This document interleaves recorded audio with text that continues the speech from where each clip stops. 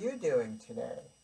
I'm Shmuely Monster, and I'm going to talk to you about Parsha Shemot.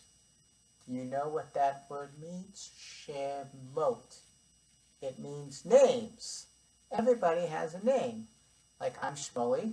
What's your name? Oh, that's a really beautiful name. Always treasure it.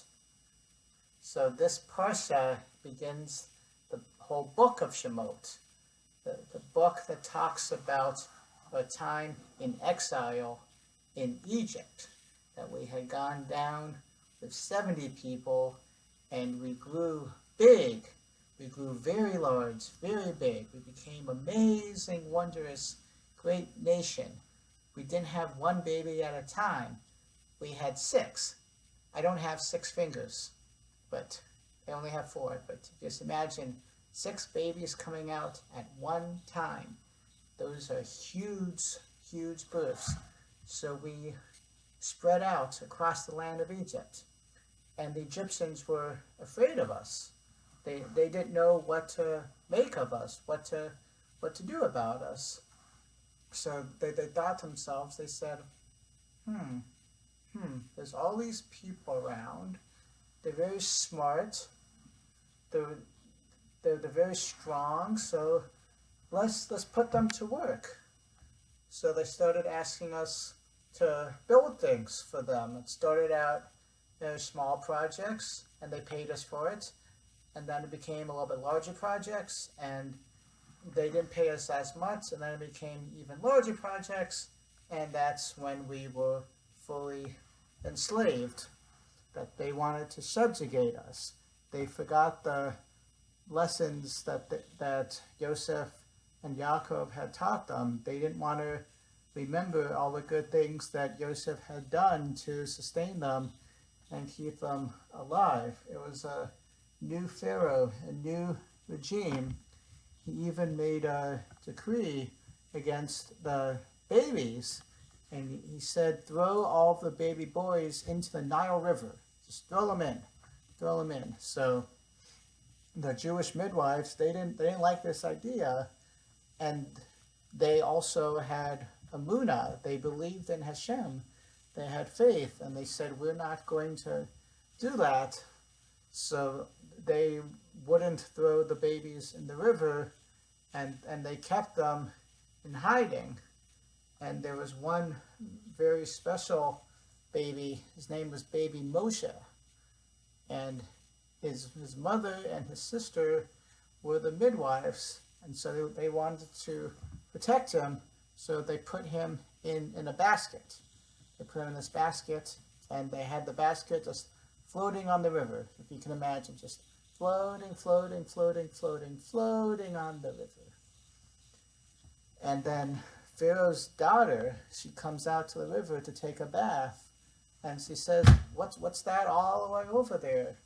So she stretched out her hand all the way out. She stretched.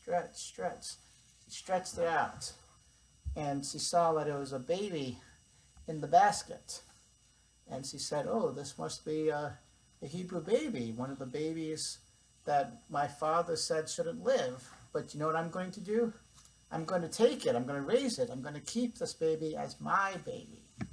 So she brought that baby back to the palace, and she named him Moshe because she drew him out of the water.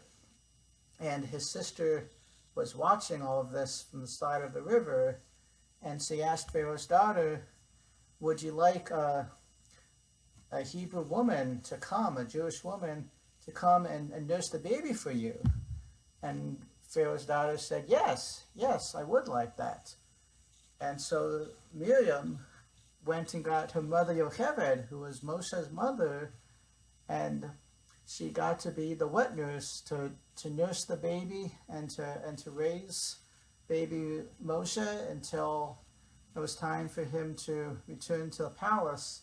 And then he grew up in the palace as a prince, but he knew that he was an Egyptian. He knew he was different.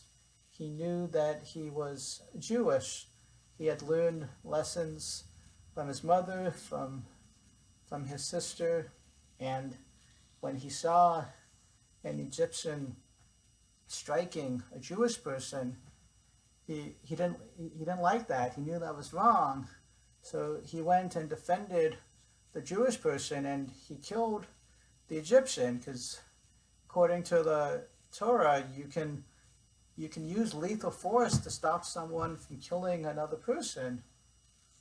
And he saw that this Egyptian wasn't going to have any merits, any descendants. But then Moshe had to flee away. He had to run far away, to run to the land of Midian, where he saw some women at the well that were being attacked, and he did a chesed. He did an act of kindness, and he helped them at the well, and they brought him home to their father Yitro.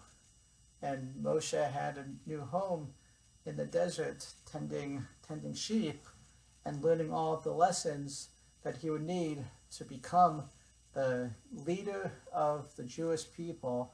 He was the greatest leader of all, because he was devoted in his mission of helping the Jewish people and devoted to Hashem. Just as he tended the sheep, that's how he tended the Jewish people. That's all for now, and I will look forward to talking to you more about the life of Moshe next week. Bye. Shabbat Shalom.